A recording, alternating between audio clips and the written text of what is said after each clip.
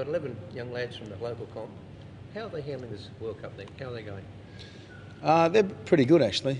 Some of those 11 players don't speak English. Some can't read or write.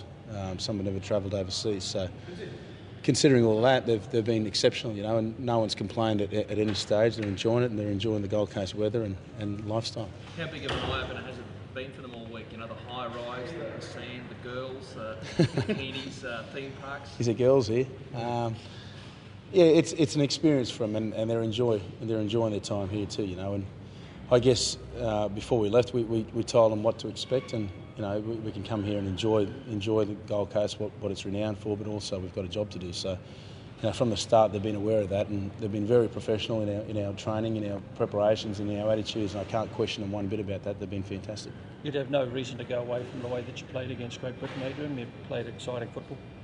Yeah, we're pretty much the same. It's a couple of things. At the end of the day, we didn't win the game, so there was a few things there that we'd like to fix up, and just change a couple of things, and a change in the line-up as well. So, I think with the team, the mentality of the PNG players, it's tough to change week to week with a game plan because of they're not used to that sort of stuff. So we're going to be pretty similar. Is it the ability to maintain the pressure right throughout the game? Yeah, just the ability to believe in yourself again. It's this week they've certainly been down on not so much attitude. That's been perfect the whole way through, but more so intensity.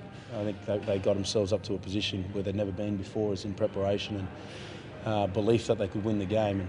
And after the match, they certainly have come down probably 2 notches, but we've worked pretty hard on trying to get that back up to where it was last week. And we've still got a session to go, so hopefully we can make that up in that time. Result, the effort against England has gained a lot of respect for the PNG guys. Yeah, certainly, absolutely. It's the main thing that we touched on leading up to this World Cup. I felt that we didn't have the respect from a lot of countries, probably deservedly so, over a long period of time. We don't play enough international matches year in, year out to get results that we'd like, for the whole world to see. So I think we certainly won a few hearts in supporters at least, and I think a lot of the supporters going to the game this weekend will hopefully they'll all be hoping that PNG can do that again. And that's the next part of our journey is we got some respect and won some hearts, but now we've got to turn those people that are hoping that we can back it up again into believers that we can back it up. It's something that we've talked about, and it's pretty tough to put a performance back to back from a team like this that with so many diverse cultures in it. So we're aware of that, and we've worked hard to try and get that balance right. Adrian, Queensland people, the Gold Coast people, the South East Queensland people, will be in your corner as the underdogs for this one. Yeah, I hope all the Australian supporters are going for Papua New Guinea anyway, at least over the weekend. But I've touched on a few stories through Origin and explained to them that I've been in a similar situation with Queensland, and I've shared my experiences with that through them and told them how we sorted it out and how we believed in the certain things that worked for us, and we're literally running off a similar program to what we did there when we've had success. So. I don't think the Queenslander call will come out, but something similar of a Kumuls call or something like that would be handy. So you think this? Yeah, absolutely. I think there's a lot of in common to be taken from that.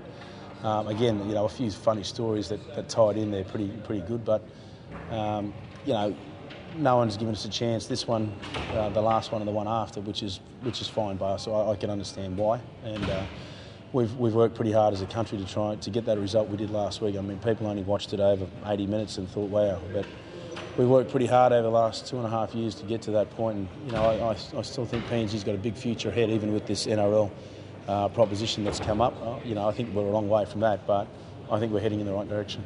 What are your favourite? Not so much vulnerable, but, I think they're going to try and probably bully PNG and take it out from the result on Sunday. They're obviously disappointed with the result against Australia, and a couple of individuals will probably be under the pump to improve the performance. So I can see them trying to take it out on Papua New Guinea, no doubt about it.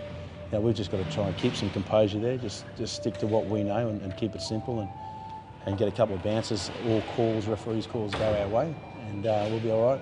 What has it meant to you as a coach, and also to those young guys we spoke before, of having a guy like Costigan in the team from the NRL with his experience? Yeah, it's funny with Neville. He came into camp and he didn't know any of the boys, and within 2 weeks, he was up there telling he had tears in his eyes. He was crying, and it was emotional, and it meant a lot to me and the rest of the players. And he's one of those players that when he's a bit of a joker, but as soon as the last session comes around and the game comes around, he can flick the switch and just turn into somebody completely different. He's one of those guys that's got the ability to do that. And a lot of these players have learned a lot off him. They look up to him as well and respect him highly. And he's certainly a key member of this team and in the future.